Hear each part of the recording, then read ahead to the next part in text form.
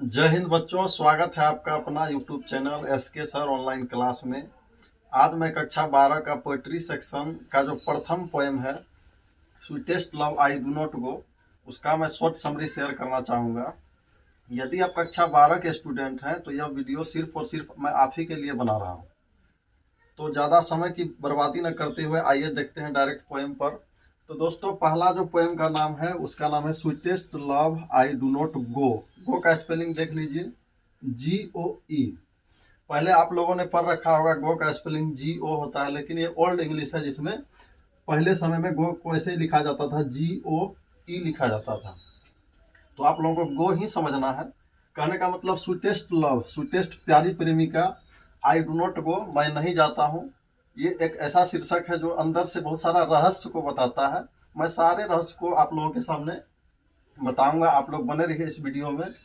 पहले कवि के बारे में जान लेते हैं, अबाउट ऑथर। इसके कवि हैं जॉन डॉन, जो एक ब्रिटिश कवि हैं। ही is a metaphysical poet. Way metaphysical poet के नाम से प्रसिद्ध हैं, यानी आध्यात्मिक पोएट हैं वे। यानी आध्यात्मिक पोएट क्या होते हैं, तो उनकी रचना जो होता है आध्यात्मिक पोएट का अक्सर प्रकृति पर, ज्ञान पर इत्यादि पर आधारित होता है। आगे उनका जन्म के बारे में बात किया जाए दोस्तों, तो बोर्न इन लंदन, यानी उनका जन्म लंदन, ब्रिटेन की राजधानी लंदन में हुआ था। Into A प्रोप्रियस Roman Catholic family in 1572, यानी कि उसका जन्म लंदन के एक कैथोलिक परिवार में हुआ था। कब? 1572 में हुआ था जॉन डॉन का। आगे देखते हैं, Donne was forced to leave Oxford University without any degree because he is a Catholic. John Donne जो था ना, वो जब पढ़ाई कर रहा था ऑक्सफोर्ड यूनिवर्सिटी में, तो वहाँ पे उसको बिना डिग्री का, बिना सर्टिफिकेट का इंस्टीट्यूट से बाहर कर दिया गया था। क्यों कर दिया था, इसके पीछे भी एक रीजन है। क्योंकि दोस्तों उस समय क्या हो रहा था, कैथोलिक और एंटी नॉन कैथोलिक में बहुत तरह का विवाद चल रहा था। एक तरह का कहें तो शीत युद्ध टाइप का चल रहा था। कैथोलिक वाले नॉन कैथोलिक को नहीं देखना चाह रहे थे, और नॉन कैथोलिक वाले कैथोलिक को देखना उस समय नहीं चाह रहे थे। तो कवि की गलती ये थी कि वो कैथोलिक फैमिली से थे, जिसके वजह से उनको ऑक्सफोर्ड यूनिवर्सिटी से क्या कर दिया गया, बलपूर्वक उनको यूनिवर्सिटी से बाहर कर दिया गया बिना किसी सर्टिफिकेट के, यानी उसकी पढ़ाई वहाँ पे अधूरी रह गई। आइए आगे देखते हैं। John Donne was briefly sent to prison for secretly marrying his patron's niece and More. अब यहाँ पे क्या कर रहा है, जॉन डॉन एक बार जेल भी गए थे। अब जेल जाने के पीछे उनका क्या कारण है, तो वो जिस समय वो एंटी कैथोलिक और नॉन कैथोलिक में विरोध चल रहा था, कैथोलिक और नॉन कैथोलिक में, तो उस समय क्या हुआ था, जॉन डॉन छिपे हुए थे एक आश्रयदाता के यहाँ, जो उनको आश्रय दिया था। तो उसी समय क्या हुआ था, जिसके यहाँ वे छिपे हुए थे, उनकी भतीजी से ये चुपचाप शादी रचा ली, जिसका नाम था लड़की का एन मोर। उससे शादी रचा ली। इसके कारण उनको कुछ समय के लिए जेल भी जाना पड़ा था। ये कब की घटना है, इन 1615, यानी कि 1615 ईस्वी की घटना है। एज द एज ऑफ 22, यानी उस समय उनका एज हो रहा था, उम्र हो रहा था 42 साल। तो इस प्रकार मैंने कवि का छोटा सा परिचय आप लोगों के सामने दे दिया है। अब यहाँ पे कवि क्या हो रहा है, कवि जो है ना अपनी प्रेमिका को समझा रहे हैं, प्रेमिका एन मोर को समझा रहे हैं। क्या समझा रहे हैं, तो वे किसी यात्रा पे जा रहे हैं, वे बहुत ही जरूरी किसी यात्रा पे जा रहे हैं। और यात्रा पे जब जाते हैं तो पति पत्नी के बीच क्या होता है, विलगाव होता है, वियोग होता है और विलाप भी होता है, रोते भी है। तो रोती हुई अपनी प्रेमिका को जो कवि है वे समझाते हैं कि sweetest love I do not गो, मेरी प्यारी प्रेमिका मैं नहीं जा रहा हूँ, मैं फिर आता हूँ। आइए देखते हैं इसके समरी को क्या कह रहा है सारांश में। तो लिखे हुए sweetest love I do not go was composed bye famous poet John Donne, यानी इसका हिंदी हो गया sweetest love I do not गो, जो चैप्टर का नाम है वो कंपोज किया गया है, यानी रचना किया गया है फेमस कवि जॉन डॉन के द्वारा।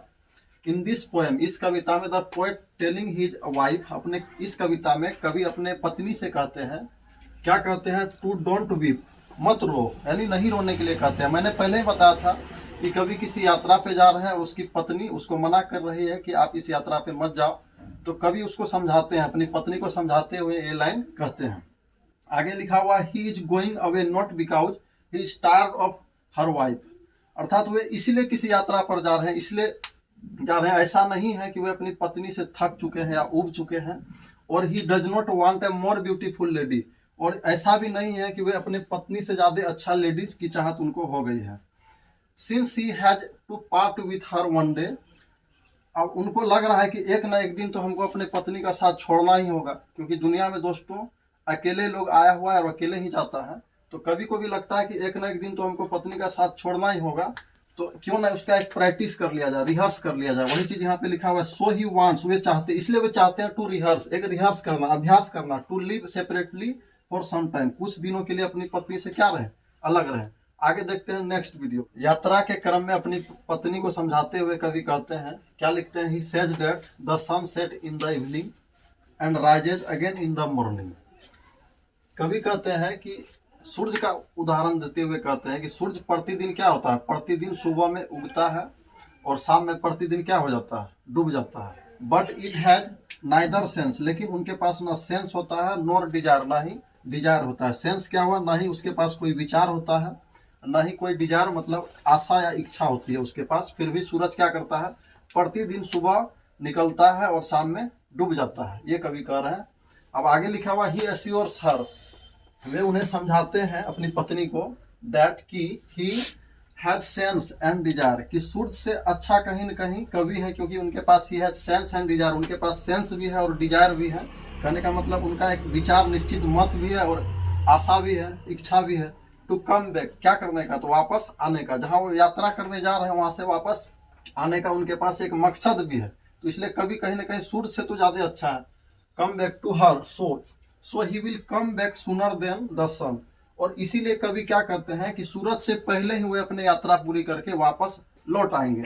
ये एक समझा रहे हैं, किसको, अपनी पत्नी को कभी समझा रहे हैं।